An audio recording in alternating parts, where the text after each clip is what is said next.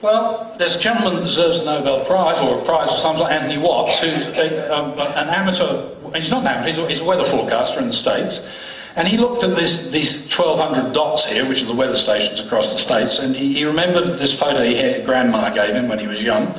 And this is what some of these weather stations look like. And he thought, well, I wonder what they look like. So he got a team of people together that go around, and the red spots here are the stations they've surveyed. And all this data is averaged into this US temperature curve for the last 120 years or something. Then that is one of the inputs into this global curve, which Chris has already shown you, increases up to 1940, decreases down to 1979, and increases again.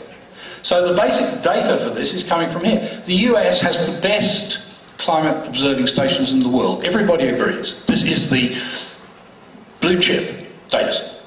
So Anthony Watts had a look at this, and this is what he found. The Global Observing Network, the heart and soul of the surface weather measurement, is a disaster. Urbanisations place many sites on hot black asphalt, next to trash barrels, beside heat exhaust fans, and even attached to hot chimneys, and I think that means barbecues. This is American, remember. Well, there you go. I'm making it up. Watts is making it up. No, we're not. Here's a typical station. Furthermore, this is the University of Arizona, a pedigree institution, maintained by the professionals. Here it is. Here's the official, tells you, official station. Sitting on asphalt. Recently, they replaced the thermometer which was inside the Stevenson box with a more modern aspirated temperature sensor. That's mounted at the wrong height above the ground. It's 1.5 feet below the standard measuring level. I say again, this is a US government established pedigree site. Here's the curve, temperature curve, and you see it goes up here. Anyone want to guess when this change was made? There it is, 2001. You think that's bad? Look at this. These sensors were on top of the building to which these air conditioners are attached, and they were moved down to the ground a few years ago. And they're now right next to the exhaust fans of these air conditioners. Here's the... You want to guess when that happened?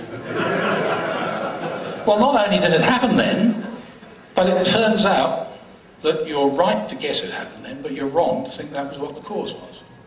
Because analysis of the data showed that most of the warming was in winter of this step here. And the air conditioners weren't turned on. That's a big problem. Giant problem. So when you have a giant problem, you call in a giant to deal with it. Here he is. His name's Steve McIntyre. He's the dragon slayer of this nonsensical piece of propaganda called the hockey stick. Most people, having slain that giant and absorbed the amount of abuse he did over that, would have retired. Not Steve McIntyre. He had to think about that. He had to think about this up here. And he went back and looked at the data, which is always a good thing to do, and he discovered that at that time, because of preparation for the year 2000 computer scare, NASA, just by mistake, it wasn't sinister, restored, after they'd corrected their software for Y2K, they restored the wrong data stream, the raw data stream rather than the processed data stream, not only for this station, but for a number of other stations in the US network. Torpedo number 6, and it's a big one. Here was the previous reconstruction of the US temperatures, and 5 out of the top 10 temperatures in the last 100 years fell up here, with this one, 1995, being the warmest ever. When you correct for these mistakes, which NASA have now done, you take 0.15 degrees centigrade off most of... Oh, God, I do apologise for this. You take 1.5 degrees centigrade off most of this part of the graph, you reduce it down here, and now the cluster of hot years is in the 1930s, not at the end of the 20th century at all. It's pretty embarrassing stuff. Okay, here's our temperature curve again. Warming to 1940, cooling, warming. And the question is this warming in here largely due to the urban heat island effect that I've just shown you examples of? And virtually all experienced climatologists would say yes, it's just a degree of how much. But studies were done which claim to show that this curve has been corrected for the urban heat island effect. 2 of the key studies were by Jones, who is a British at the Climate Research Centre in Britain, published in Nature, and his co-author Wang, a Chinese gentleman, who published another paper in the same year in Geophysical Research Letters. These two papers said, and they are still relied upon today by the IPCC, the stations were selected on the basis of history. We chose those with few, if any, changes in instrumentation, location or observation times. Well, they looked at 84 stations. For 49 of those, more than half, there is no historical record whatsoever. Nobody's got the faintest idea whether they've been moved or not, and most of them probably have. For the other 35 stations, more than half of those have been moved 2 or 3 times. One of them has been moved 5 times. There is no possible way that the statement I read you just now, that they selected the stations which had the best history of not being mucked about to get their data from, could be true. Doug Keenan, a British statistician, has therefore recently, the essential point here is the quoted statements cannot be true, they could not be in error by accident, the statements are fabricated. In other words, he is saying this is fraudulent research. This research underpins the whole IPCC case that urban heat island effect does not affect that graph. Well, that was 7 scientific torpedoes. When you get really desperate, you turn to economics. Now, this gentleman, William Nordhaus, is a very distinguished scholar at Yale, and he appears to believe that he can predict the costs to the world of global warming. He's, of course, wrong, but nonetheless, here's his estimate. He thinks it'll cost 22 trillion.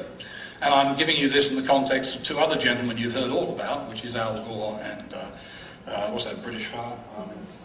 Nicholas Stern, who have made the other estimates and told us we've got to stop the world, get off. Okay, so the cost of warming is 22 trillion, and whilst I think that's an absurd estimate, nonetheless, everything that follows is internally consistent with that first figure. Stern's proposal for rapid deep cuts would save 13 billion and would actually cost 27 trillion, more than this. If you go to Al Gore's proposal, you'll reduce the cost by 12 trillion, similar figure, but it'll cost you 34 trillion. Both proposals imply carbon taxes rising to about $300 per tonne. You know what they are at the moment. They're around 30 in Europe.